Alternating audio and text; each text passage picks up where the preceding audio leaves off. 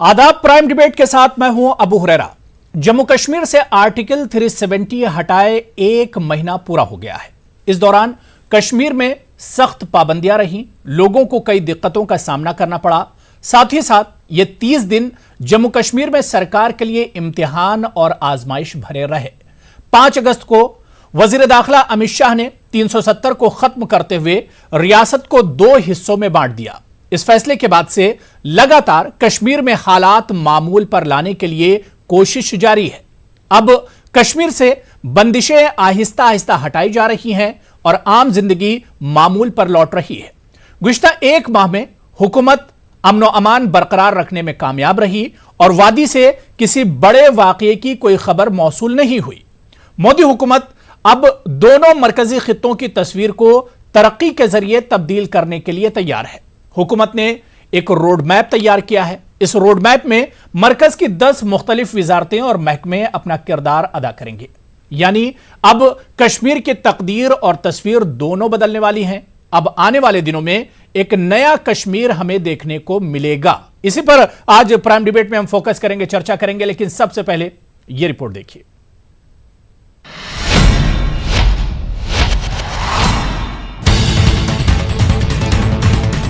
जम्मू कश्मीर से आर्टिकल 370 हटाए 1 माह पूरा हो गया है। इस दौरान कश्मीर में सख्त पाबंदियां रही और लोगों को कई दिक्कतों का सामना करना पड़ा। साथ ये 30 दिन जम्मू कश्मीर में सरकार के इम्तिहान और आजमाइश भरे रहे। 5 अगस्त को वजीर दाखिला अमित शाह ने 370 को खत्म करते हुए रियासत को 2 हिस्सों में बांट दिया। इस फैसले के बाद से लगातार कश्मीर में हालात मामूल पर लाने के लिए कोशिश जारी है। हालांकि कश्मीर में हालात तेजी से पटरी पर लौट रहे हैं। सरकारी दफातर और स्कूल पहले ही खुल चुके हैं और अब बाकायदा लैंडलाइन सर्विस भी बहाल कर दी गई है। ये भी एक हकीकत है कि इस 1 महीने में मिलिटेंसी की कोई बड़ी वारदात नहीं हुई, न ही कश्मीर में पहले जैसे एहतजाज देखने को मिले। सरकार फूंक फूंक कर कदम रख रही है। पिछले दिनों मरकजी सरकार और गवर्नर सत्यपाल मलिक ने जम्मू कश्मीर और लद्दाख के लिए कई ऐलानात किए हैं। कश्मीर के नौजवानों के लिए 50,000 नौकरियां, हर जिले और इलाके के लिए मुख्तलिफ स्कीमों का ऐलान किया गया है। गवर्नर ने कहा कि नौजवानों की हुनरमंदी के लिए काम किया जाएगा। खासकर वादी के किसानों के लिए अहम कदम उठाए जाएंगे। सेब के काश्तकारों का नुकसान नहीं होने दिया जाएगा और सरकार मेवा काश्तकारों से मेवा खरीदेगी। इस मौके पर गवर्नर सत्यपाल मलिक ने वादा किया कि जम्मू कश्मीर की तहजीब व सकाफत और जबान की पूरी हिफाजत की जाएगी। गवर्नर सत्यपाल मलिक ने कहा कि पाबंदियां जल्द न खत्म करना हमारी मजबूरी है। हालात धीरे धीरे पटरी पर लौट आएंगे। अब जबकि जम्मू कश्मीर से आर्टिकल 370 को खत्म किए 1 माह गुजर चुका है, ऐसे में जम्मू कश्मीर और लद्दाख में तरक्की के अमल को तेज करने के लिए कोशिशें शुरू कर दी गई हैं। मोदी हुकूमत ने कश्मीर की तरक्की के लिए एक रोड मैप तैयार किया है, जिसकी बुनियाद पर जम्मू कश्मीर और लद्दाख की तरक्की होगी। अब कश्मीर से बंदिशें आहिस्ता आहिस्ता हटाई जा रही हैं और आम जिंदगी मामूल पर लौट रही है। गुज़िश्ता 1 माह में हुकूमत अमन व अमान बरकरार रखने में कामयाब रही और वादी से किसी बड़े वाकये की कोई खबर मौसूल नहीं हुई। मोदी हुकूमत अब दोनों मरकजी खित्तों की तस्वीर को तरक्की के जरिए तब्दील करने के लिए तैयार है। रोड मैप में मरकज की 10 मुख्तलिफ वजारतें और महकमे अपना किरदार अदा करेंगे, जिनमें वजारत दाखिला, काबीनी सेक्रेटरीट, वजारत तवानाई, वजारत सेहत, वजारत फरोग इंसानी वसाइल, नीति आयोग, वजारत खजाना, वजारत सयाहत, वजारत बराए नई और काबिल तजदीद तवानाई, वजारत बराए फूड प्रोसेसिंग इंडस्ट्रीज शामिल हैं। यानी अब कश्मीर की तकदीर और तस्वीर दोनों बदलने वाली हैं। अब आने वाले दिनों में एक नया कश्मीर देखने को मिलेगा। Bureau report, news 18 Urdu.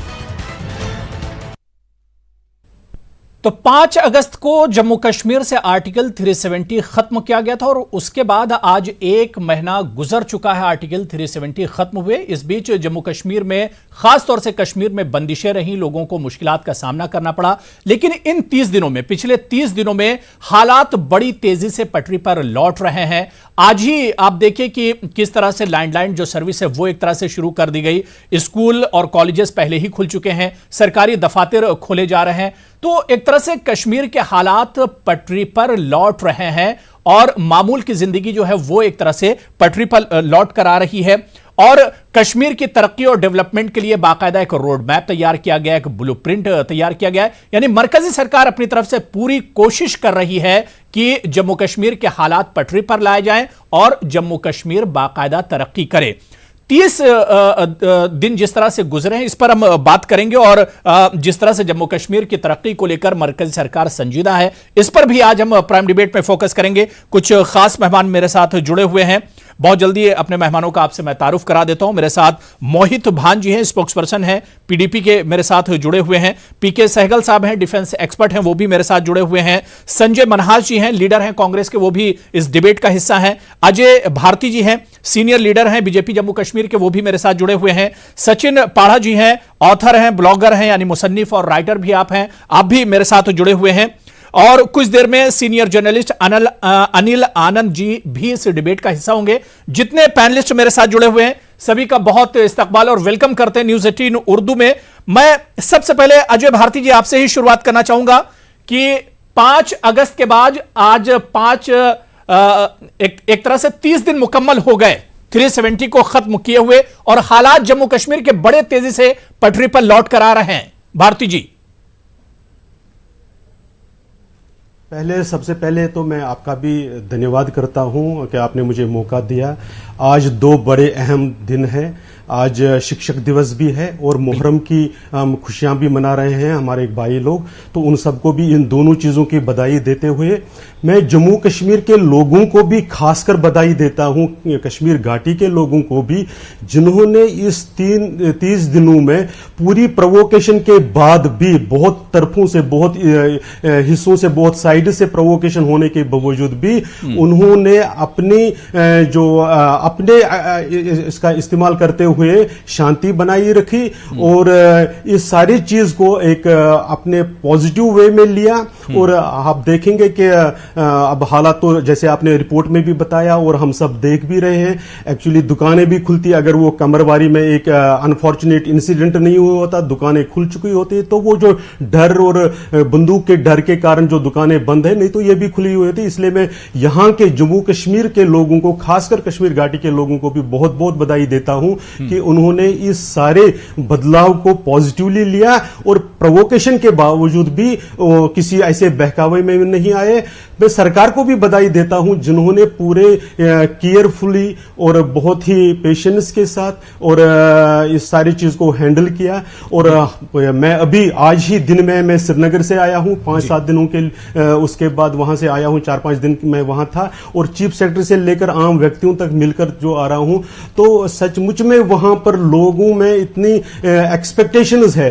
तो इसलिए जो भारत सरकार है, केंद्र सरकार जो हमारी है, उन्होंने जो स्टेप्स लिए है, हम इन आशाओं पर, इन आकांक्षाओं पर खरा उतरेंगे, ऐसे मुझे पूरा विश्वास है। बिल्कुल। मोहित भान जी, मैं आपके पास आना चाहूंगा। जो बातें अभी हमारे साथ अजय भारती जी शेयर कर रहे थे, उन्होंने कहा कि हालात बहुत सही हैं, लोग एक उम्मीद से हैं, होपफुल हैं कि हालात बहुत जल्दी पटरी पर आएंगे, बल्कि हालात बदल चुके हैं बहुत हद तक।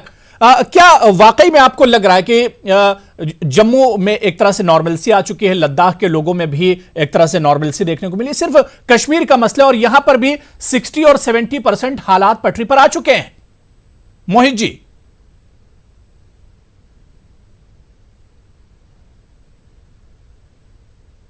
भारती जी ने जैसे बताया आपको कि आज शिक्षक दिवस है और मेरी तरफ से भी सबको, देशवासियों को और हमारे प्रांतवासियों को इस चीज़ की बधाई देना चाहता हूं मैं। और जहां इन्होंने मुहर्रम की भी बात की, शायद गलती से इनके मुंह से निकल गया, मुहर्रम की खुशियां नहीं मनाई जाती हैं, बट ये एक शौक व्यक्त करने का एक अवसर होता है, इसमें खुशियों की कोई बात नहीं है। मैं जैसे हाँ आपने खुद बोला खुशियां मनाई जा रही है। खैर एनीवेज, मैं बस आपको थोड़ा सा उस पर बताना चाहता था।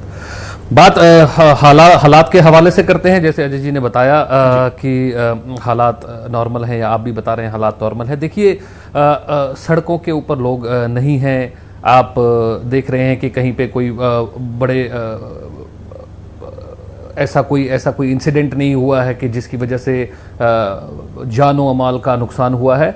इसमें कोई दो राय नहीं है। लोगों ने शांति का रास्ता अभी इस टाइम इख्तियार करके रखा है। लोग चुपचाप घरों में बैठे हुए हैं। उन्होंने कोई भी दंगा फसाद में या किसी भी प्रोवोकेशन का, चाहे वो सरहद के उस पार से है या कहीं पे कोई छोटे जो एलिमेंट्स होते हैं उसकी प्रोवोकेशन के ऊपर उन्होंने उस लाइन को उन्होंने नहीं पकड़ा है। ये बड़ी अच्छी बात है। लेकिन ये कहना कि लोग 370 और 35 एक के पक्ष में है, उसके साथ उनका मन उसकी तरफ है, शायद मैं कहूँगा ये अभी बहुत जल्दी होगा इस बात के ऊपर अभी उनका फैसला देना कि लोग इसके साथ में हैं। हाँ, सड़कों के ऊपर अभी कोई ऐसा वायलेंस नहीं हो रहा है। मैं इस चीज़ की बड़ी सराहना करता हूँ, लोगों का भी। और नहीं तो मोहित भांजी, यही चीज तो एक सरकार के फेवर में जा रही है कि लोग सड़कों पर निकल कर नहीं आ रहे, प्रोटेस्ट नहीं कर रहे हैं, कोई हिंसा नहीं हो रही है।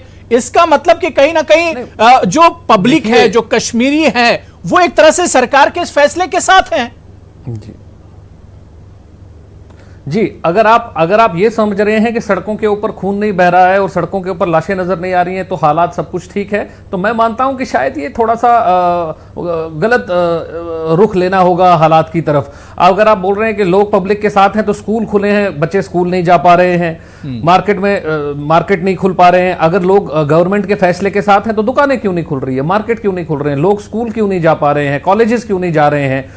फिर आप इस पहलू को भी देखना। इस साहब, मैं वही तो कह रहा हूं, मैं कह रहा हूं कि हालात ठीक नहीं है। हम उसको ये नहीं कह सकते कि हालात नॉर्मल हैं, लोग उनके साथ हैं, और हम कहते हैं कि चंद मुट्ठी भर लोगों की वजह से हालात खराब है। चंद मुट्ठी भर लोगों में तो आपने मेन स्ट्रीम के 4-4.5 हजार लोग नजरबंद करके रखे हैं। सेपरेटिस्ट, अलगाववादी और जो बाकी ख्यालात के लोग हैं उनको भी बंद करके रखा है। उसके बावजूद भी अगर एडमिनिस्ट्रेशन लोगों के अंदर ये भरोसा नहीं दिला पा रही है कि वो सिक्योर है, सेफ है और अपना कारोबार 370 हटाया गया था 5 अगस्त का दिन और आज 5 सितंबर का दिन है। क्या आपको डिफरेंस नहीं लग रहा है इन दोनों डेट में, 5 अगस्त और 5 सितंबर? क्या वाकई में आपको नहीं लग रहा है कि नॉर्मलसी कश्मीर में नहीं आ रही है, हालात बदल नहीं रहे हैं? मैं बताऊंगा डिफरेंस मेरे लिए सबसे बड़ी चीज वो होगी जिस दिन आम इंसान अपनी जिंदगी नॉर्मल तरीके से गुजर बसर करेगा। बच्चे स्कूल जाएंगे, बच्चे कॉलेज जाएंगे, आम व्यापारी अपना व्यापार करेगा, अपना कारोबार करेगा, हर कहीं जगह नॉर्मल मूवमेंट होंगी। रात को रिस्ट्रिक्शंस, दिन को रिस्ट्रिक्शंस। खाली हम शहर के कुछ हिस्से दिखा रहे हैं, लेकिन अगर आप त्राल में जाएंगे, पुलवामा में जाएंगे, शुपेर में जाएंगे, आप बाकी इलाके काजीगुंड के कुछ इलाकों के दौरा करेंगे, वहां पे आप देखेंगे कि इतनी मूवमेंट और इतनी आसाइश नहीं है जितनी कि हमारे को श्रीनगर के जो जुरिस्डिक्शंस हैं वहां पे है। तो मेरे हिसाब से हालात तब नॉर्मल होंगे। मेरे हिसाब से मैं ये मानता हूं कि जब आने वाले कुछ दिनों के अंदर हो सकता है कि लोगों को लोग पूरी तरीके से नजरबंदी से बहाल कर दिए जाएंगे और वो अपना स्कूल, अपने कॉलेजेस, अपने दफ्तर, अपने बाकी काम, संजय मनहास जी, इसी बात को मैं और आगे आपसे समझना चाहूंगा। संजय मनहास जी, क्या आपको नहीं लगता है कि हालात पहले से बेहतर हुए हैं? इन 30 दिनों में कोई बड़ी घटना ना होना, प्रोटेस्ट ना होना, लोगों का सड़कों पर ना आना, आपको नहीं लग रहा है कि कश्मीर बदल रहा है और हालात बदल रहे हैं पहले के मुकाबले में? मनहास जी, मैं आप लोगों का शुक्रिया अदा करता हूं कि मुझे आप लोगों ने समय दिया यहां पे आने का। जम्मू कश्मीर की अगर बात करें तो 370 जब से टूटा हुआ है, आप लोग बोल रहे हैं कि जम्मू कश्मीर जो है वो नॉर्मल हो रहा है।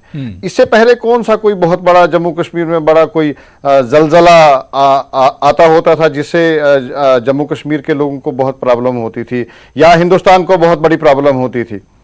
जम्मू कश्मीर तो उससे पहले 370 टूटने से पहले हम लोग स्टेट थे। आए रोज तो कश्मीर में बंद रहती थी, आए रोज हड़ताल रहती थी, आए रोज प्रोटेस्ट होते थे। हम लोगों को यूटी मिली हो और यूटी में आप देखते हैं कि अधिकार जो हैं वो पॉलिटिकल सिस्टम जो है वो टोटल खत्म हो गया हुआ है।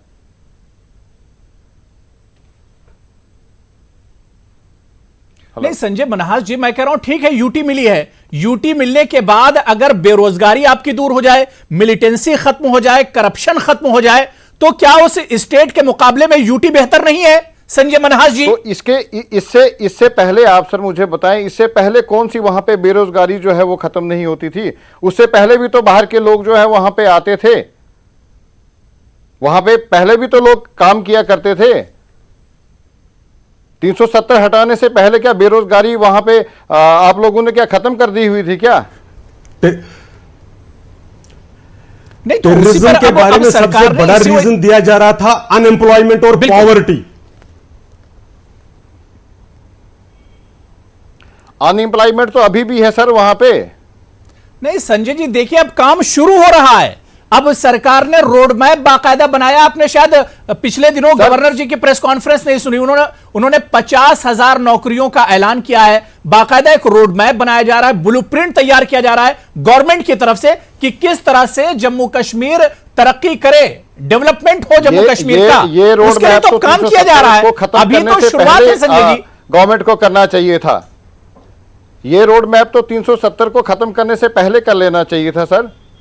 नहीं तो और अब संजय मनहास जी, देखिए आप लोगों की भी सरकार रही, कांग्रेस की भी सरकार रही, एनसी और पीडीपी की भी सरकार रही, आपके लोगों की सरकार रही है। अगर इस पर आप सवाल उठाएंगे तो यह सवाल आप पर भी बनता है संजय मनहास जी। कांग्रेस ने बहुत दिनों सरकार में और इख्तिदार में और सत्ता में रही है। यह सवाल फिर आप पर भी बनता है, आपकी सरकार पर बनता है। क्या कर रहे थे आप लोग 370 में? 370 में आप देखेंगे कि जितना वहां पे गुलाम नबी आजाद साहब ने जम्मू कश्मीर का, जिस टाइम पे गुलाम नबी आजाद साहब जो है वहां के चीफ मिनिस्टर थे, आज तक में उतना विकास जो है वो उनके कार्यकाल में हुआ है उससे और किसी चीफ मिनिस्टर ने वहां पे जो है वो नहीं किया हुआ है। ठीक है, आपको इस चीज का मालूम होना चाहिए और तमाम पॉलिटिकल पार्टीज इस नहीं, जो इश्यूज थे वो खत्म नहीं हुए थे। डेवलपमेंट हुआ होगा उस टाइम पे, लेकिन जो इश्यूज थे, जो करप्शन, बेरोजगारी, मिलिटेंसी, इस तरह के जो इश्यूज थे वो खत्म नहीं हुए। वो लगातार जम्मू कश्मीर और खासतौर से कश्मीर के साथ एक तरह से लगे रहे।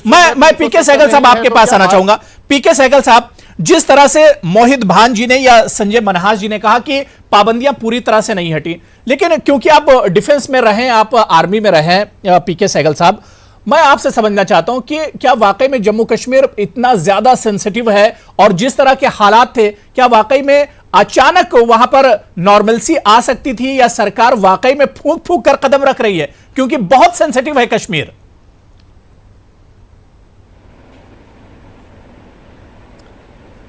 देखो, सबसे बड़ी जो उपलब्धि हुई है कि पाकिस्तान की तमाम कोशिशों के बावजूद 30 दिन के अंदर किसी प्रकार का कोई हादसा नहीं हुआ। बिल्कुल, पाकिस्तान ने 340 सीज फायर वायलेशन किए हैं 5 अगस्त के बाद में, यानी हर दिन 10 सीज फायर वायलेशन, हर दिन कोशिश की जा रही है घुसपैठियों को दाखिल करने के लिए। एक भी घुसपैठी की सक्सेसफुली हिंदुस्तान में नहीं दाखिल हुआ। आज बिजनेस जो है वो टोटल ठप हो चुका है। ढिल्लन ने कहा है कि पाकिस्तान के जो काफ़ी घुसपैठिए जो हैं उनको बॉर्डर पर ही मारा जा रहा है, उनकी बॉडीज़ भी पड़ी हैं, पाकिस्तान उठा नहीं रहा। 2 एलईटी से जुड़े हुए रावलपिंडी के लोग पकड़े गए हैं।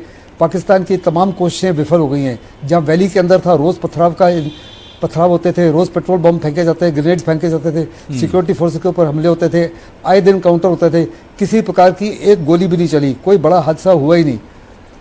ये बहुत बड़ी कामयाबी रही है, और इसके माध्यम से सरकार को एक बहुत बड़ा प्लेटफॉर्म दिया सिक्योरिटी फोर्सेज ने कि वो अपने पॉलिटिकल और एडमिनिस्ट्रेटिव इनिशिएटिव्स को अनफोल्ड करे, और उसी को निगाह में रखते हुए सरकार बड़े पैमाने पर वो पॉलिटिकल और एडमिनिस्ट्रेटिव रिफॉर्म्स लाने जा रही है। 87 नई स्कीम्स लाने जा रही है, जिसका मकसद होगा कि वहाँ के लोगों का दिल दिमाग विश्वास जीता जाए, बहुत बड़े पैमाने पर विकास हो, वहाँ अच्छा हेल्थ केयर हो, अच्छा एजुकेशन हो, इंडस्ट्री आए, विकास हो। कश्मीर के कई बिलियन डॉलर्स का फ्रूट है जो पूरा का पूरा 45 दिन में अगर नहीं बेचा जाए तो ख़राब हो जाता है। फूड प्रोसेसिंग और फूड प्रिजर्वेशन इंडस्ट्री नहीं है, वो लगाई जाएगी। आपका विश्व स्तर का हैंडीक्राफ्ट है, उसकी मार्केटिंग और ब्रांडिंग की जाएगी, ताकि आपके लोगों का फिर टूरिज्म बहुत बड़े पैमाने पर बढ़ाया जाएगा। कोशिश सरकार की बिल्कुल। और पीके सहगल साहब, कश्मीर में इस तरह से बंदिशें रखना, मतलब 30 दिन में हालांकि नॉर्मलसी लौट रही, लेकिन इस तरह की बंदिशें रखना ये भी सरकार की एक तरह से मजबूरी है। खुद गवर्नर सत्यपाल मलिक साहब ने कहा कि सरकार की एक तरह से और एडमिनिस्ट्रेशन की मजबूरी है, वरना इस तरह की बंदिशें नहीं रखी जाती, और धीरे धीरे हालात लौट रहे हैं पटरी पर। सहगल साहब, ये बिल्कुल सही कह रहे हैं, सरकार की मजबूरी है, सरकार की मजबूरी है, क्योंकि अगर इसको इन सब हिदायतों को हटा दिया जाए तो जान और माल का नुकसान हो सकता है। सबसे बड़ी जिम्मेदारी सरकार की होती है to ensure peace and tranquillity, किसी प्रकार से लोगों का जान और माल का नुकसान ना हो। द वेरी फैक्ट कि 30 दिन में किसी प्रकार का कोई जान का नुकसान नहीं हुआ, कोई माल का नुकसान नहीं हुआ, कोई बड़ा हादसा नहीं हुआ, ये एक खुशखबरी है। आहिस्ते आहिस्ते हिदायतें जो है, प्रिकॉशन है, आहिस्ते आहिस्ते उठाई जाएंगी। अगर एक समय पे उठा दी जाए तो वास्तव में हालात जो हैं वास्तव में खराब हो सकते हैं। मेरे मुताबिक जम्मू में स्थिति बहुत इंप्रूव हो गई है, कश्मीर में बहुत इंप्रूव हो गई है, कुछ हद तक कारगिल में हो गई है। जहाँ तक श्रीनगर का ताल्लुक है, तराल का एरिया का ताल्लुक है, जो उम्मीदें थी उससे बहुत बड़े पैमाने पर सक्सेस मिली है सरकार को। इस माफी की उम्मीदें ना तो सिक्योरिटी फोर्सेस को थी ना सरकार को थी। वास्तव में जिस माफी का कॉपरेशन दिया है वहाँ के अवाम ने, वो एक किस्म का अजीबोगरीब कॉपरेशन है। मैं उनका दाग देता हूँ कि उन्होंने किसी प्रकार की कोई भी प्रोवोकेशन के बावजूद भी किसी ऐसा कोई काम नहीं किया जिससे लोगों को नुकसान हो सके। यस, ये सही है कि आज स्कूल और कॉलेजेस नहीं खुले, उस बिल्कुल जाहिर सी बात है कि इन 30 दिनों में जिस तरह के खासतौर से कश्मीर में हालात रहे, सिक्योरिटी फोर्सेस की एक बड़ी कामयाबी ही मानी जाएगी। इस बीच मेरे साथ एक और बहुत खास मेहमान अनिल आनंद जी हैं, सीनियर सहाफी हैं, जर्नलिस्ट हैं, वो भी मेरे साथ जुड़ गए। अनिल आनंद साहब, आपका भी बहुत इस्तकबाल है न्यूज़ 18 उर्दू में। मैं सचिन पाड़ा जी आपके पास आना चाहूंगा, क्योंकि जम्मू कश्मीर के बारे में बहुत अच्छे से आप जानते हैं, बड़े करीब से जम्मू कश्मीर को देखा है आपने। जिस तरह के हालात हैं, क्या वाकई में सरकार बहुत फूंक फूंक कर कदम रख रही है? सचिन जी, पहले तो मैं आपका शुक्रिया अदा करना चाहूंगा कि आपने बुलाया। और ये मैं जो बात कर रहे हैं, ये पीडीपी और कांग्रेस वाले की हालात ऐसे हैं, 370 नहीं हटानी चाहिए थी, मैं उनको साफ साफ बताना चाहता हूं, जब तक ये सरकार में थे जम्मू कश्मीर में 370 के अंतर्गत इतना करप्शन हुआ और कुछ भी डेवलपमेंट नहीं हुई। मेरे जैसे नौजवानों को स्टेट छोड़नी पड़ी अपना ब्रेड बटर रखने के लिए, कोई करियर नहीं था। और जब से मोदी जी सरकार आई, उन्होंने आईआईटी लाया, उन्होंने आईएम्स जम्मू लाया, इनके अंतर्गत तो कोई एक कॉलेज भी नहीं खोल पाए थे ये कि पढ़ाई हो सके, और इतना करप्शन था। और जो 30 दिन में इन्होंने जो इतना रिस्ट्रिक्शन किया है, वो पीडीपी के जो स्पोक्स पर्सन कह रहे थे कि ये हालात अभी सुधरे नहीं है, इनको मैं याद दिलाना चाहता हूं, जब आतंकवादी बुरहान वानी मारा गया था 3 महीने तक श्रीनगर बंद था, और कितने लोग मारे गए थे, 50 के ऊपर लोग मारे गए थे, जिन्होंने कुछ लोगों ने सुसाइड किया था, कुछ लोगों ने पथराव किया था, और 3 महीने तक ना इंटरनेट चला था वैली में और ना कि कोई स्कूल कॉलेज खुले थे। 3 महीने काफी ज्यादा होते हैं। अभी तो 1 महीने के लिए तो कोई इतना लोग तो कुछ मरे नहीं और कुछ गोलीबाजी नहीं हुई, और बिल्कुल आप सही बता रहे हैं, हालात खराब रहे, इतना सारा कुछ हुआ, तो अभी इनको सही नहीं लग रहे हैं हालात, क्योंकि बहुत सारे जवान भी हमने गवाए उसके अंदर, और हमने उस टाइम भी इस चीज की निंदा की। हमने उस टाइम पे क्यों ऐसा हुआ? क्योंकि उस टाइम पे रिस्ट्रिक्शन नहीं लगाई गई थी, जिस प्रकार की अभी रिस्ट्रिक्शन लगाई गई है। इन सब की होने वाली दुकानें बंद, इसलिए ये सब तो रो रहे हैं ये लोग। अभी ये जो उमर अब्दुल्ला और महबूबा मुफ्ती हैं, इन्होंने इतने फेक ट्वीट चलाए थे, इतनी फेक न्यूज चलाई थी लोगों को भड़काने के लिए। जो अलगाववादी नेता थे, उन्होंने इतनी फेक न्यूज, इतना र्यूमर चलाया था, उसी के कारण ये सब हुआ था। अभी इतनी सारी डेवलपमेंट आएगी, नौजवानों को नौकरियां मिलेंगी, लेकिन ये लोग तो सुनेंगे नहीं। कौन सी डेवलपमेंट की बात कर रहे हैं आप? 35 साल पहले आपने क्या ट्रेन का प्रोजेक्ट रखा गया था। 35 साल के अंदर ये ट्रेन, ये मैं डेवलपमेंट गिना देता हूं साहब आपको। 35 साल में एक ट्रेन जम्मू से कश्मीर नहीं पहुंच पा रही है, और आप डेवलपमेंट की बात कर रहे हैं। आप डेवलपमेंट की बात कर रहे हैं, वो तो सेंटर की बात है ना। 370 डेवलपमेंट का आपने तो सरकार चलाई है। आप देखिए, मैं आपको बताता हूं, आप तो साहब अभी इतनी सारी डेवलपमेंट आएगी, क्यों नहीं लेना देना? नहीं, मैं आपको बताता हूं साहब, 370 में तो रोका हुआ था ये सब कुछ, अब ये हट गई है। मैं बताऊंगा, अब आपको पता नहीं है, अब आपकी दुकानें बंद होंगी, इसलिए आप ये सब बोल रहे हैं। आपकी अभी दुकानें बंद होंगी, अभी अलगाववादी नेताओं की भी दुकानें बंद होंगी, इसलिए आप सबको दर्द हो रहा है। ये आपको मैं सच्चाई बता देता हूं अभी। ठीक है सचिन जी, बात हो गई। मोहित भांजी, बात हो गई। मैंने बहुत टाइम दोनों लोगों को दे दिया। मैं अनिल आनंद साहब आपके पास आना चाहूंगा। अनिल आनंद साहब, आज 30 दिन, एक तरह से 1 महीना मुकम्मल हो गया जिस तरह से 370 वहां पर खत्म किया गया था उसके बाद, लेकिन हम लगातार देख रहे हैं, आज हम अपने डिबेट में भी देख रहे हैं और डिबेट से हटकर भी हमने देखा कि सरकार बार बार दावे कर रही कि हालात नॉर्मलसी की तरफ हैं, हालात मामूल पर आ रहे हैं, लेकिन अपोजिशन बार बार कह रहा है कि हालात ठीक नहीं है।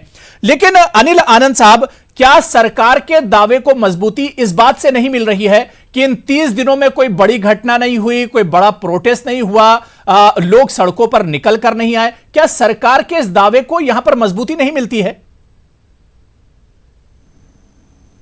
देखिए, आखिर नॉर्मेलिटी की क्या डेफिनेशन है, ये इस पे डिपेंड करेगा। आप गिलास को आधा भरा हुआ देख रहे हैं या आधा खाली देख रहे हैं, इस पे डिपेंड करेगा। नॉर्मेलिटी क्या है? सरकार ने बड़े पुख्ता इंतजाम किए हैं। सरकार मुबारकबाद की मुस्तहिक है उसके लिए कि एब्रोगेट 370 को पार्शियली एब्रोगेट करने से पहले सिक्योरिटी के बहुत ज्यादा इंतजाम किए थे। जैसे जनरल साहब ने कहा, कोई जानी माली नुकसान नहीं हुआ, बहुत काबिल तारीफ है। लेकिन क्या सिर्फ यही नॉर्मेलिटी है? अगर आप पूरी जिंदगी पूरी अपनी तर्ज पे नहीं चल पा रही है, तो क्या नॉर्मलसी का एक वही डायमेंशन होना चाहिए कि नहीं होना चाहिए? अब जनरल साहब ने कहा कि जम्मू बिल्कुल नॉर्मल हो गया है, बिल्कुल सही है। मैं 15 दिन वहां ही था जम्मू कश्मीर में, जम्मू में रादर। तो अभी भी वहां इंटरनेट नहीं चला पा रहे हैं। आप ट्रेडर्स रो रहे हैं कि इंटरनेट की वजह से हमारा काम नहीं हो पा रहा है, ये नहीं हो रहा है, वो नहीं हो रहा है। तो नॉर्मलसी आप किसको कहते हैं, इसकी परिभाषा आपको पहले बनानी पड़ेगी, इसकी डेफिनेशन आपको बनानी पड़ेगी। यस, ये जो आपने कहा कि बिल्कुल कोई घटना नहीं हुई, अगर ये नॉर्मलसी है तो एब्सोल्युटली है और सरकार मुबारकबाद की मुस्तहिक है, जैसे मैंने कहा। लेकिन नॉर्मलसी का एक पैमाना यह भी है कि जिंदगी बिल्कुल नॉर्मल सतर पर चले, बिल्कुल रोजमर्रा की जिंदगी ठीक चले, लोगों के जहन में जो खदशात हैं वो दूर हो। क्या आर्टिकल 370 रहना चाहिए था, नहीं रहना चाहिए था, हो गया है। बड़ा करेजियस डिसीजन लिया गवर्नमेंट ने, इसमें कोई दो राय नहीं है। लोगों को एक्सेप्ट करना या करवाना, ये बहुत इंपॉर्टेंट बात है उसमें।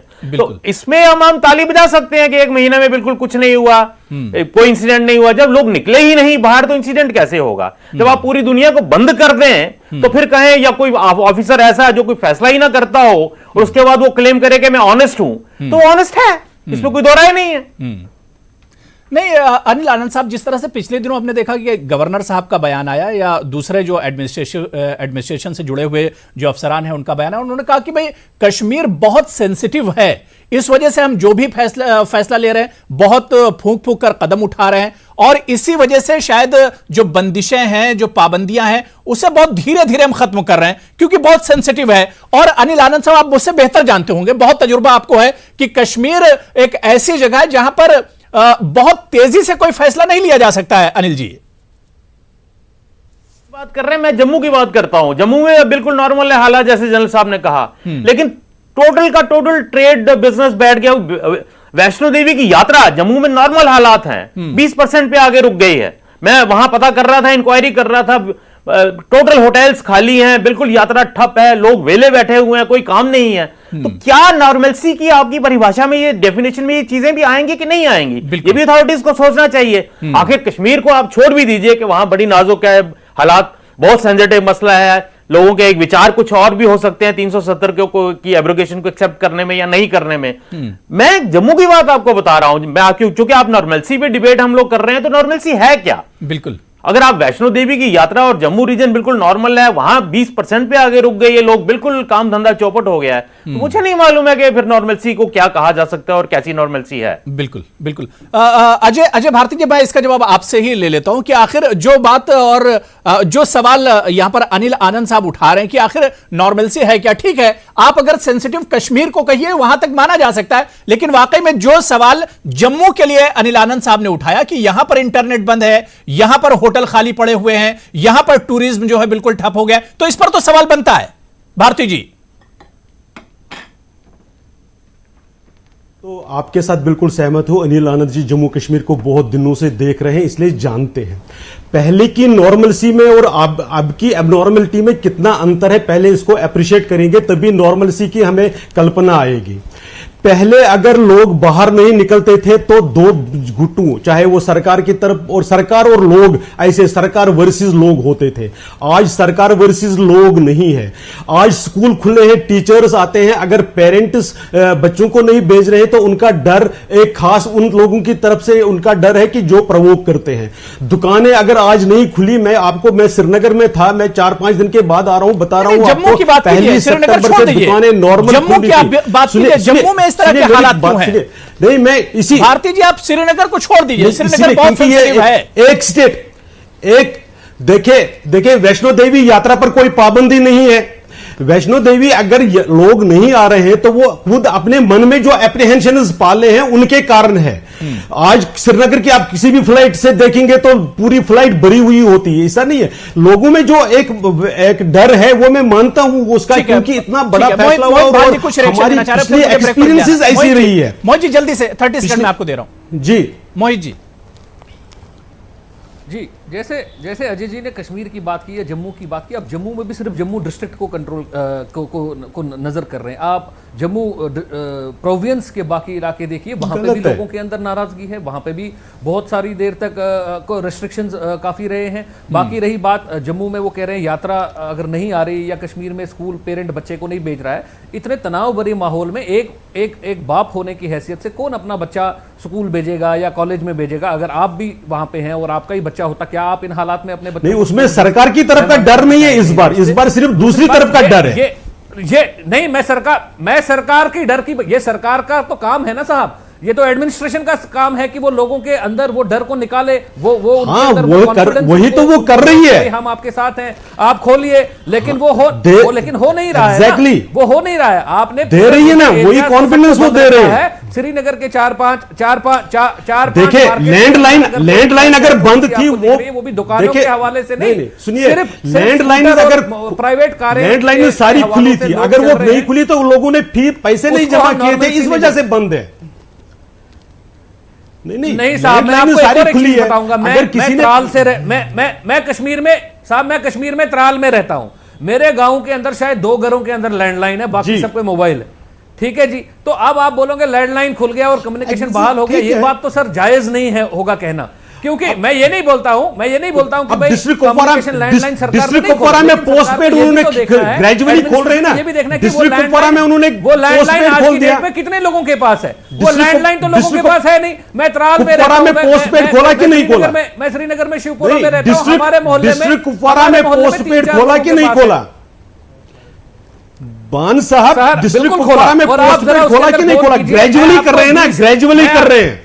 बिल्कुल, मैं बता रहा हूं आपको, मैं साहब बताऊंगा आपको। आपने डिस्ट्रिक्ट कुपवारा में, ठीक है भान साहब और भारती जी, और ठीक है, बात हो गई, क्योंकि मुझे एक कॉमर्शियल ब्रेक पर जाना है, छोटा सा मुझे ब्रेक लेना है। लेकिन ब्रेक से जब हम लौट कर आएंगे तो इसी इश्यू पर हम बात करेंगे कि जम्मू कश्मीर के लिए एक रोड मैप तैयार किया जा रहा है, यहां के डेवलपमेंट और तरक्की के लिए एक ब्लूप्रिंट तैयार किया गया है। क्या वाकई में आने वाले कुछ दिनों में हम एक नया जम्मू कश्मीर हमें देखने को मिलेगा? इस पर भी हम चर्चा करेंगे। छोटे से ब्रेक के बाद हाजिर होते हैं।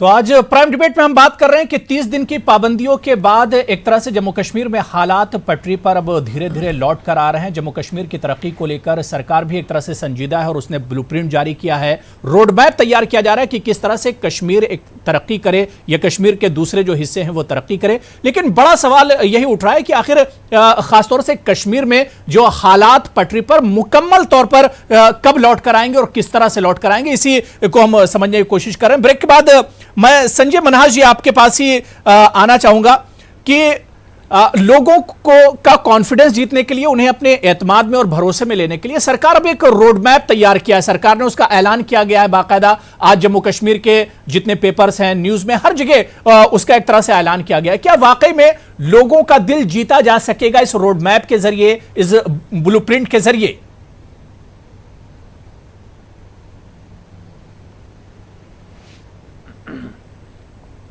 रोड मैप ठीक है, सरकार ने बनाया है तो हम इसका वेलकम करेंगे, स्वागत करेंगे।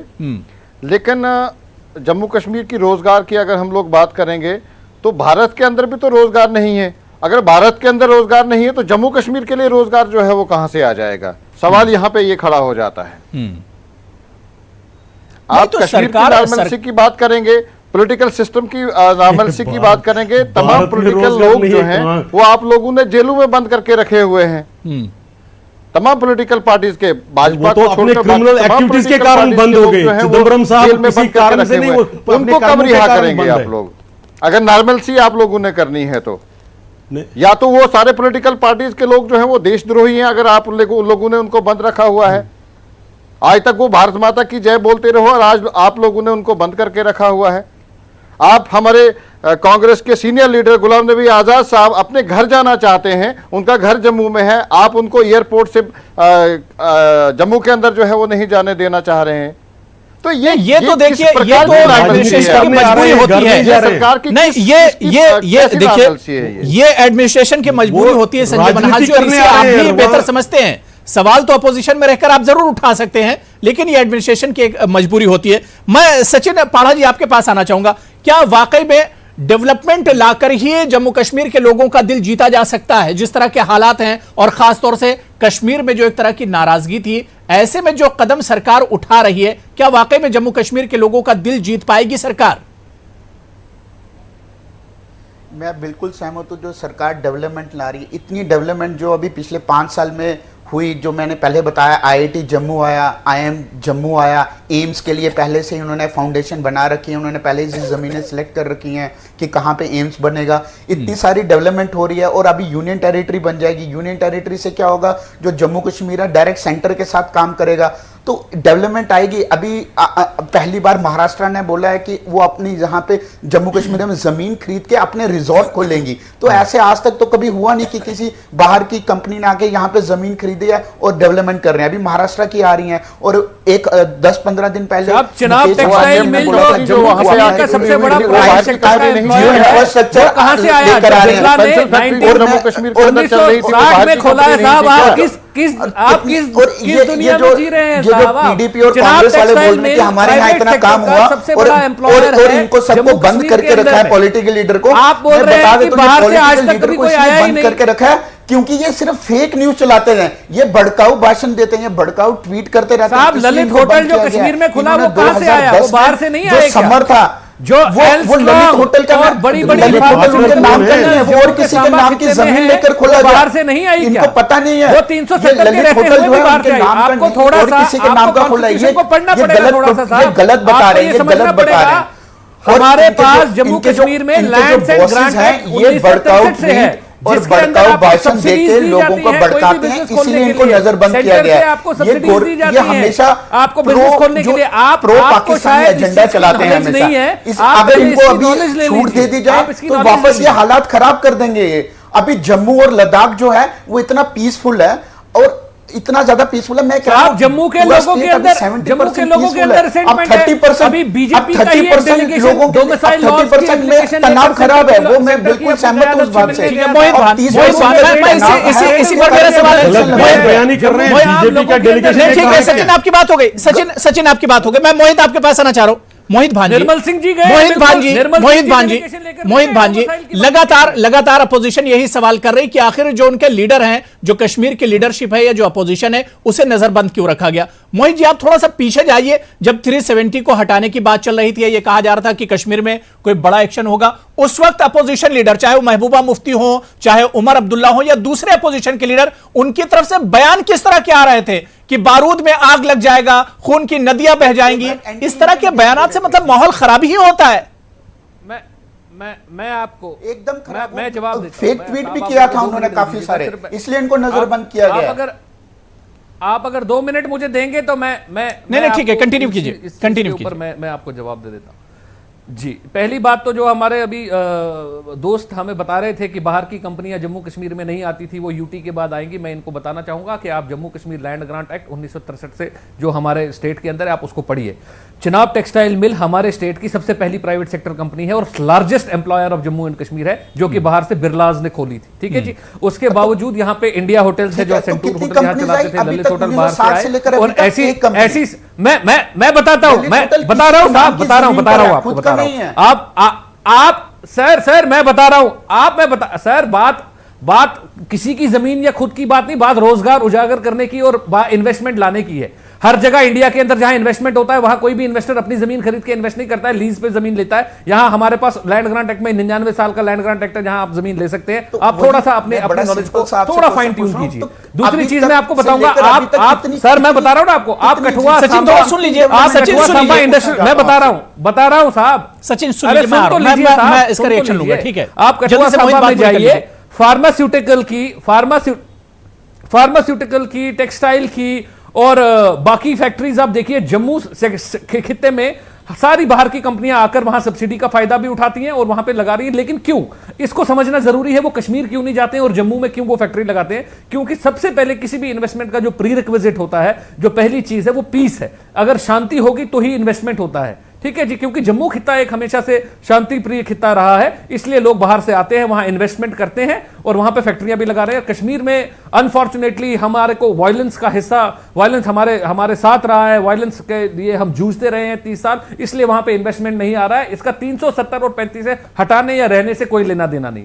दूसरी बात में मैं आपकी दूसरी बात के ऊपर आता हूं, जहां आप बोल रहे थे कि ये जो लोगों का भरोसा जीतना है और जो डेवलपमेंट का काम वहां से आएगा। देखिए, डेवलपमेंट का काम तो 370 रहते हुए भी सरकारें कर सकती थी। हमने 35 साल पहले एक ट्रेन प्रोजेक्ट को शुरू किया, आज तक हम वहां पर पहुंचा नहीं रहे हैं, जो सेंटर का प्रोजेक्ट था, जिसमें 35 से और 370 दोनों का कोई दूर दूर तक लेना देना नहीं है। वो ट्रेन हम आज तक वहां पहुंचा नहीं पाए, क्योंकि उसके अंदर कई सारे चैलेंजेस हैं, सरकारों की तरफ से चैलेंजेस रहे हैं, वहां पे जो डेमोग्राफी है, ट्रेन लाइन को, उसकी तरफ से चैलेंजेस रहे हैं। इसका अजय भारती जी, इसका जवाब अजय भारती जी से मैं इसका जवाब ले लेता हूं। ये दोनों ठीक है, मोहित आपकी बात हो गई, मैंने बहुत टाइम दे दिया, ठीक है।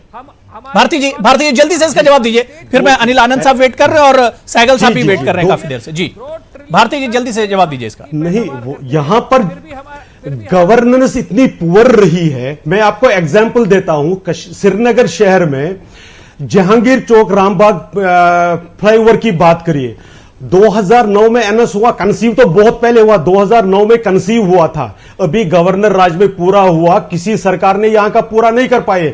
ये यहां की एफिशिएंसी थी गवर्नमेंट की, यहां की गवर्नेंस में आप एफिशिएंसी देखेंगे। आज जब मैं श्रीनगर से मैं बता रहा हूं, फिर एक एक मंत्री के घर में 25-25 गाड़ियां निकाली, सरकारी गाड़ियां, जिनको अरेस्ट किया है ना, एक एक घर में 16 गाड़ियां, एक 10-8 गाड़ियों से तो पहले कैसे नहीं। एक साल के अंदर तो फ्लाईओवर नहीं, सुनिए ना मेरी बात, आपने ललित की बात करी, एक बात तो पूरे करने दीजिए। हमने आपकी बात सुनी बिना डिस्टर्ब के, हमने आपकी बिना डिस्टर्ब के आपकी बात सुनी, हमारी बात सुन लीजिए। ललित, आपने ललित होटल की बात की, क्या वो ललित अकेला चला था? उसमें पार्टनर कौन है? आप ये देख लीजिए कि यहां पर मैं एक स्टेट डिपार्टमेंट की आपको एग्जांपल देता हूं, ऑडिट रिपोर्ट की एग्जांपल देता हूं। डिस्क्रिशनरी कोटा चीफ मिनिस्टर के पास 5% होता है, यहां पर ऑडिट रिपोर्ट कहती है 200 से लेकर 700% तक डिस्क्रिशनरी कोटा यूज किया है स्टेटस डिपार्टमेंट में। आज जिन जर्नलिस्ट की बात आ रही है, उनके नाम पर वो प्लेशियल हाउसेज में रहते हैं। यही प्रकार की सरकारें यहां चली है। 370 के हटने से ई प्रोक्योरमेंट, आपको मार्च मैडनेस की एक बात करेंगे कि वो 3 साल तो उस सरकार में तो आप भी हिस्सा थे, इसीलिए हमने उसको विरोध करते हुए, उसका विरोध करते हुए बात हो गई। ठीक, भारती जी बात हो गई, मोहित बात हो गई, डिबेट को आगे बढ़ने दीजिए। अनिल आनंद साहब, मैं आपके पास आना चाह रहा हूं। अनिल आनंद साहब, जिस बात पे ये लोग झगड़ रहे हैं, जो शोर शराबा हो रहा है, क्या वाकई में सवाल ये बन रहा है कि 370 हटने के पीछे जिस तरह से एक बड़ा मसला था, लेकिन 370 जो हटा, सेंटर ने वहां पर जो कार्रवाई की, क्या अनिल आनंद साहब आप ये मानते हैं, जिस पर सवाल बीजेपी लगातार उठाती रही है, कि जम्मू कश्मीर की जो रिवायती लीडरशिप रही है उसकी बहुत कमियां रही हैं, उसकी खामियां रही हैं? रही होंगी, इसमें कोई दो, मैं नहीं कह रहा हूं कि कोई दूध से धुली हुई लीडरशिप थी। लीडरशिप में कहां कमियां नहीं है? लीडरशिप में कमियां हैं तो बिहार की ये हालत है, लीडरशिप में कमियां हैं तो यूपी की ये हालत है, सरकारें कोई भी रही हूं। लेकिन क्या, मैं ये सवाल पूछना चाहता हूं, मैं अपने बीजेपी के दोस्त से भी, क्या अपनी ही पॉलिटिकल लीडरशिप को, पॉलिटिकल सिस्टम को डिस्क्रेडिट कर देना, क्या उससे आपको कुछ जम्मू कश्मीर में कोई बहुत बड़ा हाल मिल जाएगा? आपको सिस्टम को डिस्क्रेडिट नहीं किया जा सकता है। जो लोग उसमें गलत हैं, जो करप्ट हैं, उनको पकड़ने का सरकार का काम है, कर रही है सरकार। वो अब कितना पकड़ पाते हैं, कितना असलियत निकलती है, नहीं निकलती है, ये देखने वाली बात है। लेकिन सिस्टम को डिस्क्रेडिट जिस तरह से किया जा रहा है, इसी सिस्टम ने मिलिटेंसी के दौरान पॉलिटिकल प्रोसेस शुरू की। वो करप्ट भी होंगे, वो चोर भी होंगे, मैं नहीं कह रहा हूं, लेकिन पॉलिटिकल प्रोसेस शुरू इन्हीं लोगों ने की, इन्हीं पार्टीज के वर्कर्स ने। बीजेपी के भी लोग मारे गए, इन पार्टीज के भी लोग मारे गए। तो अगर इस तरह से अगर आप सिस्टम को ही डिस्क्रेडिट कर देंगे तो किसी का भला होने वाला नहीं है। दूसरी बात, मैं बहुत बातें सुन रहा था, बीजेपी ने रटी रटाई बातें होती हैं, मैं भी बड़े अरसे से देख रहा हूं, उसी स्टेट का रहने वाला हूं। ना तो मैं इस चीज में पुख्ता विश्वास रखता हूं कि ना तो सारी प्रॉब्लम्स 370 होने की वजह से हैं और ना ही सारी प्रॉब्लम्स 370 हटने से होगी कि हट जाएंगी और राम राज्य वहां पे आ जाएगा। ऐसा नहीं होने वाला है। प्रॉब्लम्स हैं, बहुत सीरियस प्रॉब्लम्स हैं, इश्यूज हैं, बहुत सीरियस इश्यूज हैं, लेकिन अब एक पॉलिटिकल फैसाद बना के जिस तरह से 370 पे एक अलग किस्म का डिस्कोर्स बनाया गया, एक नैरेटिव बनाया गया, अब देखते हैं कहां तक वो जाता है। लेकिन ये हालात ऐसे नहीं है और बहुत झूठ सच भी बोला जा रहा है कि 370 था तो सब कुछ बंद था। मैं वहां का रहने वाला हूं, पला बड़ा पैदा वहां पे हुआ, सारी ये बातें सुन के मुझे लग रहा है कि मैं तो वहां स्टोन एज में रहता था। कमियां थी बहुत, किस सिस्टम में कमियां नहीं है? तो मुझे ऐसा लगता है पत्थर युग में रह के मैं आया, ना खाने को कुछ है ना पीने को कुछ है। और भारती जी वहां के रहने वाले ये भी ऐसी बातें कर रहे हैं, मुझे बड़ा ताजुब हो रहा है कि कपड़े भी पहनने को नहीं है हमारे पास, वहां पे कुछ हुआ ही नहीं है। वहां पे बहुत कुछ होना चाहिए था, मैं इस बात को मानता हूं, लेकिन ये नैरेटिव भी गलत है कि बिल्कुल और अब बिल्कुल एक पता नहीं क्या हो जाएगा वहां पे। ये बहुत बड़ा चैलेंज है। सरकार मुबारकबाद की बात है क्या कि 370 बहुत गवर्नेंस सिस्टम बहुत करप्ट था, लेकिन कोई इसको इस तरह से पोर्ट्रे कर देना कि आप सब प्रॉब्लम हल हो गई, ओवरनाइट हल हो गई, 370 ने सारी प्रॉब्लम गवर्नमेंट सिस्टम, मैं इससे मुतफिक नहीं हूं बिल्कुल। आपको बिल्कुल ठीक है भारती जी जल्दी से इसका जवाब दीजिए, आप रिएक्शन देना चाह रहे हैं। मैं मोहित जी में आ रहा हूं, पहले भारती जी से रिएक्शन ले लेता हूं। किसी ने ये नहीं कहा कि वहां ओवरनाइट राम राज आएगा, ये किसी ने नहीं कहा। मैं ये कह रहा हूं कि यहां गवर्नेंस एफिशिएंसी और उसमें कितनी प्रॉब्लम्स थी और उसका कवर लिया जा रहा था। आपको मालूम है जब यहां पर आईटी के लोग आए थे, उनको भगाया गया था, मार मार कर भगाया गया था। क्यों मार कर भगाया गया था? किन लोगों ने भगाया था? यहां पर ई प्रोक्योरमेंट के खिलाफ कौन लोग थे? किसने हसीब द्राबू के पीछे, उनके रिजिग्नेशन एज फाइनेंस मिनिस्टर के पीछे कारण क्या था? जरा ये तो बताइए लोगों को। हसीब द्राबू किस कोalition के फाइनेंस मिनिस्टर थे? ट्रांसपेरेंसी के खिलाफ 370 कौन पार्टनर थे इस कोalition गवर्नमेंट में? ये भी बताइए। हटाया किसने ये भी बताइए। हसीब द्राबू किस कोalition गवर्नमेंट के फाइनेंस मिनिस्टर थे? ये क्यों नहीं बताते आप? मैं यही कह रहा हूं कि उनको हटाने का कारण क्या था, ये बताइए ना।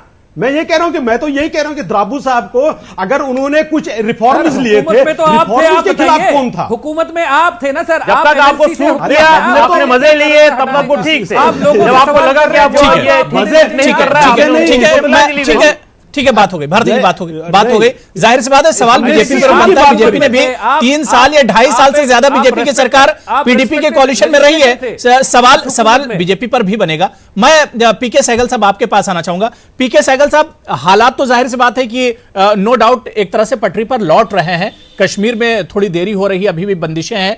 पीके सहगल साहब, सवाल ये उठ रहा है कि अगर हालात बहुत जल्दी कश्मीर के खासतौर से पटरी पर नहीं लौटे तो क्या वाकई में इसका फायदा पाकिस्तान उठाएगा? इंटरनेशनल लेवल पर भी एक प्रोपेगेंडा करेगा कश्मीर के हालात को लेकर?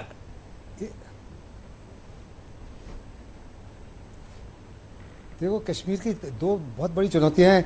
One is managing Pakistan and second is managing the internal situation. इस समय मैनेजिंग पाकिस्तान आसान है, मैनेजिंग इंटरनल सिचुएशन ज़्यादा मुश्किल है। जो आप विकास की चीज़ें बातें कर रहे हैं उससे आप क्वालिटी ऑफ लाइफ को इम्प्रूव कर सकोगे, लेकिन लोगों का दिल दिमाग विश्वास जीतने के लिए कम से कम 3 से 5 साल लग जाएंगे। कोई मैजिक वॉन्ड नहीं है सरकार के पास में कहा कि गिली और दिल दिमाग विश्वास वास्तव में जीतने के लिए बहुत सारे और कदम करने हैं जिनके बारे में कोई भी जिक्र नहीं किया गया। हमको ऐसे ऑफिसर्स पोस्ट करने हैं जो पीपल सेंसिटिव हो, जो लोगों की शिकायतें सुन सकें और उनको बड़ी जल्दी से ऊपर उनका अमल किया जाए, जो लोगों के रोनों को सुन सके, उनके जितने भी ग्रीवियंसेस हैं उनको जल्दी से जल्दी दूर कर सके, हर प्रकार की करप्शन को खत्म किया जाए, वहाँ पे पंचायत को एम्पावर किया जाए। वो सारी चीज़ें भी सरकार सोच रही है। वो ज़्यादा ज़रूरी है दिल दिमाग और विश्वास जीतने के लिए। बाकी जितनी इंडस्ट्री लगा रहे हो, सब कुछ लगा रहे हो, उससे क्वालिटी ऑफ लाइफ इंप्रूव होगी।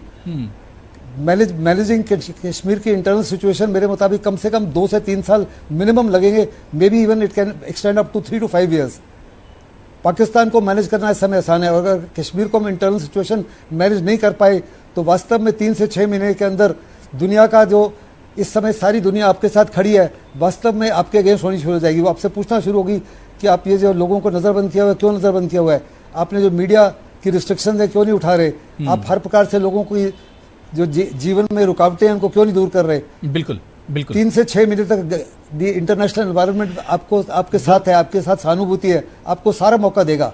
लेकिन अगर 3 से 6 महीने के अंदर वास्तव में बिल्कुल में तस्वीर मेजर फिर बदल चेंजेस जाएगी, नजर जाहिर नहीं सी आए। बात है कि तस्वीर तो बदल जाएगी, पाकिस्तान बहुत फिर बड़े सवाल पैमाने उठने पर लगेंगे, एक्सप्लोर करेगा, फायदा इसी एक्ट पर फिर सवाल उठने लगेंगे। भारती जी, अब अगर और ज्यादा देर हुई फिर सवाल उठने लगेंगे, सरकार पर भी सवाल उठेंगे, एडमिनिस्ट्रेशन पर भी सवाल उठेंगे। अब और देर नहीं होनी चाहिए। मैं सहगल साहब से, हाँ जी जी, मैं सहगल साहब से बिल्कुल सहमत होते हैं। सिर्फ दो चीजें जानकारी के लिए शेयर करना चाहता हूं। देखिए, एक तो गवर्नमेंट बिल्कुल सेंसिटिव है, उन्होंने जो लोगों के खदशात है उनको एड्रेस करने के लिए हर प्रकार के, एक तो इंटरपर्सनल कम्युनिकेशन भी हो रहा है, मीडिया में भी वो एडवर्टीजमेंट के माध्यम से, इसके माध्यम से लोगों के सामने ला रहे हैं। पार्टी ने भी अपनी तरफ से सीनियर लोगों को रिस्पॉन्सिबिलिटी दी है कि आप में हर समाज के हर तबके के साथ मिलकर उनको आउटरीच करके उनके जो मन में डर है और अगर कोई प्रॉब्लम्स आ रही है उसको कैसे हम सॉल्व कर सकते हैं, ये पहले ही प्रोग्राम चल रहा है। तो इसलिए इन दोनों चीजों को एड्रेस करने के प्रोग्राम चल रहा है, लेकिन देरी हो रही है उसमें। देखिए 30 दिन कैसे निकल गए पता नहीं चला। भारती जी, देरी हो रही, डिले हो रहा है बहुत ज्यादा। जी जी, अब इसे एक फाइनल स्टेज पर लाना होगा, एग्रीड, क्योंकि सिचुएशन एक रिजल्ट इसका निकालना होगा। जी बिल्कुल सहमत है। हाँ, कोशिश जारी है उस पर, मैं ये कह रहा हूं कि एक्शन हो रहा है। ठीक है। मैं अनिल आनंद साहब, अब जाहिर सी बात है जब इतना बड़ा चैलेंज सरकार ने ले ही लिया है, इस तरह का कदम सरकार ने उठा ही लिया है, सरकार के जहन में भी बहुत सी चीजें होंगी जो चल रही होंगी। अनिल आनंद साहब, अब इस मसले का हल क्या देखते हैं? सवाल यहां पर एक ये भी उठ रहा है अनिल आनंद साहब, क्या 370 हटने के बाद क्या कश्मीर का मसला खत्म हो गया? कश्मीर का जो इशू है क्या वो पूरी तरह से सॉल्व हो गया? देखिए, ये मानना तो एक शुतुरमुर्ग वाली पॉलिसी होगा कि आंखें बंद कर लीजिए और तूफान निकल जाएगा। ये मान लेना कि 370 हट गया और कश्मीर का बिल्कुल मसला हल हो गया, मैं ये नहीं कह रहा हूँ। हम लोग कहते हैं कश्मीर भारत का बिल्कुल हिस्सा है, बिल्कुल, लेकिन बिल्कुल। इंटरनल इश्यूज भी हैं, इंटरनल फीलिंग्स भी हैं, उसके बारे में उनको भी रिजॉल्व करना होगा। हाँ, और मुझे लगता है ये रिजॉल्व करने के लिए आपने कहा कि हल क्या है, सबसे पहला हल तो ये है कि नॉर्मलसी आनी चाहिए, और नॉर्मलसी आने के लिए सबसे पहला कदम होगा कि लोगों का कॉन्फिडेंस जीतना चाहिए। लोगों से आपको बात करना पसंद हो या ना हो, आपको बात आप करनी पड़ेगी, आपको पॉलिटिकल तंत्र को चुस्त दुरुस्त करना पड़ेगा। अल्टीमेटली आपके सारे इनिशिएटिव्स पॉलिटिकल सिस्टम सस्टेन करेगा। केवल बीजेपी पॉलिटिकल सिस्टम नहीं है, तमाम पॉलिटिकल पार्टीज मिलकर एक पॉलिटिकल सिस्टम तंत्र इस मुल्क का बनता है, और स्टेट का भी वैसा ही होता है, हर स्टेट में भी। तो आपको उस तंत्र को भी खड़ा करना पड़ेगा। डेमोक्रेसी को अगर ग्रास रूट्स पे ले जाना है तो तमाम पॉलिटिकल पार्टीज को इकट्ठा होकर चलना पड़ेगा। दूसरी बात है कि डेवलपमेंट की बात है, डेवलपमेंट तभी पॉसिबल होगी जब हालात नॉर्मल होंगे। मुझे एक बात बताइए कि हर बिजनेसमैन, हर इंडस्ट्रियलिस्ट पैसा कुएं में नहीं फेंकता है, वो पैसा वहीं लगाता है जहां उसका पैसा सेफ हो, जहां उसको प्रॉफिट मिले, ज्यादा मिले या कम मिले वो अलग बात है। कुछ सोशल रिस्पॉन्सिबिलिटीज होंगी, उसके लिए कितना करेगा वो, तो इन सब कदमों के लिए बहुत जरूरी होगा पहले हालात को नॉर्मल करना, लोगों का कॉन्फिडेंस जीतना। और एक और बड़ी प्रॉब्लम है जम्मू कश्मीर के अंदर जिसपे फोकस नहीं हो रहा है, जानते सब हैं, इंटरनल स्ट्राइफ बहुत है। अब पहले 3 रीजन इकट्ठे थे, जम्मू कश्मीर लद्दाख को निकाल के अलग फेंक दिया। जम्मू और कश्मीर के बीच में इतना स्ट्राइफ है, इतने डिफरेंसेस हैं, लोग एक दूसरे की, दोनों रीजन के लोग शक्लें देखना नहीं चाहते हैं एक दूसरे की। आपको वो भी मसले बिठाने होंगे अगर आपको एक कोऑपरेटिव यूनिट बनाना है, बाहर की इन्वेस्टमेंट लानी है, बाहर की इंडस्ट्रीज लानी है। अदरवाइज अंदर स्ट्राइफ रहेगा तो कोई पैसा आपका वहां पे आपका नहीं लगाएगा। भारती जी, चैलेंजेस देखिए बहुत ज्यादा हैं, जिस तरह अनिल आनंद साहब बता रही है, जो मौजूदा पिक्चर हम देख रहे हैं कि 30 दिनों के बाद हालात किस तरह के हैं। नो डाउट हालात बदल रहे हैं बहुत तेजी से, लेकिन अभी भी चैलेंजेस बहुत ज्यादा हैं। बिल्कुल है, और इसीलिए आपने देखा पंचायत लेवल मैं मोहित जी आ रहा हूं, लेवलों पर ट्रेडर्स फेडरेशन के साथ उनके साथ इंटरेक्शन हो रही है, और सीनियर लेवल से हो रही है, जम्मू कश्मीर की स्टेट लेवल की लीडरशिप कर रही है। और उसमें हम ये नहीं करें कि सिर्फ बीजेपी इसमें ये है सबके लिए, लेकिन अभी लोगों के पास जाने में बाकी लोग मूड में ही नहीं है। वो मूड में क्या, उन्हें आप छोड़ेंगे? जब उन्हें उनके घरों से निकलने देंगे तभी तो वो आपके साथ शामिल होंगे। आप उन्हें जब निकलने देंगे घरों से तभी तो आपके साथ आएंगे वो लोग। प्रैक्टिकली देखिए, वो जो भाषा बोल रहे हैं उसमें तो वो प्रवोक ही कर रहे हैं ना, वो अभी इस बात रेस्पॉन्सिबिलिटी को शेयर करने के लिए रेडी नहीं है ना। 30 दिन से तो किसी ने मुंह ही नहीं खोला है, भाषा कहां से आ गई साहब? नहीं, लेकिन मोहित, क्या आपको नहीं लगता है कि जो वहां की जो पार्टियां हैं, जो वाकई में डेमोक्रेसी में जिन्हें यकीन है, जो यहां की डेमोक्रेसी का हिस्सा रहे, क्या उन्हें वाकई में अभी इस पूरे प्रोसेस में सरकार के कदम से कदम नहीं मिलाना चाहिए? जब सरकार कश्मीर के डेवलपमेंट के बारे देखिए, अबू जी, में, मैं कश्मीर आपको के बताऊं, नौजवानों के डेवलपमेंट के बारे में सोच रही है? जी देखिए, मैं आपको एक चीज़ बताऊंगा। आनंद जी ने भी जैसे कई चीज़ें बताई, बहुत अच्छी अच्छी पॉइंट्स इन्होंने हाईलाइट जी, जी। किए कि जैसे हालात जैसे भी 370 और 35 से हटने के बाद हुए हैं, ऐसा दिखाया जा रहा है कि कश्मीर में जो भी 370 या 35 के पक्ष में नहीं है वो एंटी इंडिया है, और जम्मू और कश्मीर के बीच में एक दीवार खड़ी की जा रही है, जिस दीवार को तोड़ना आने वाले टाइम में बहुत मुश्किल हो जाएगा, और ये हमारे स्टेट के लिए एक बहुत एक बदकिस्मती वाला दिन होगा जिस दिन ये दीवार हम दोनों के बीच में बढ़ती जाएगी। दूसरी बात मैं आपको ये बताना चाहूंगा, दीवार जो पहले से political खड़ी vacuum थी, इस time उसको ground अब पे, ढहाया जा रहा है। क्रिएट हो गया। साहब कैसे ढहाया जा रहा है? आप तो हर कश्मीरी को आतंकवादी कहते हैं, आप तो दीवार- कहते हैं हर कश्मीरी जो 370 के खिलाफ आवाज उठा किसने रहा है कहा? वो किसने anti-national कहा? है। गलत ये आप दीवार गैर गिरा रहे हैं, आप गैर दीवार खड़ी जिम्मेदाराना कर रहे हैं। बात कह रहे हैं। बिल्कुल। किसने आप- कहा? आप मेरे पास किसने साहब कहा? बताइए, साहब आपको कोई एक मुजफ्फरनगर के MLA किसी एक मैंने काफी टाइम किसने कहा? सिर्फ कुछ बात सिर्फ नहीं, मोहित कश्मीरियों जी, का आपकी जीतने की नेता जरूरत कहे है, कि तिरंगे को confidence कंधा पर देने वाला नहीं मिलेगा, वो जरूरत है। responsible है। सरकार कदम उठा रही है उस पर, अब आवाम को भी को वहां कंधा की देने सोचना वाला होगा और नहीं सरकार मिलेगा, को भी ऐसा सोचना होगा responsible किस statement तरह है से क्या? जम्मू कश्मीर के लोगों का दिल जीता जाए, उन्हें कॉन्फिडेंस में लिया जाए। बहुत बहुत शुक्रिया, मेरे पास बिल्कुल टाइम नहीं बचा है। मोहित भान जी बहुत बहुत शुक्रिया, पीके सहगल साहब आपका भी बहुत बहुत शुक्रिया, अनिल आनंद साहब, संजय मनहास जी, अजय भारती जी, सचिन पाढ़ा जी, सभी का बहुत बहुत शुक्रिया मेरे साथ प्राइम डिबेट में जुड़ने के लिए। आदाब।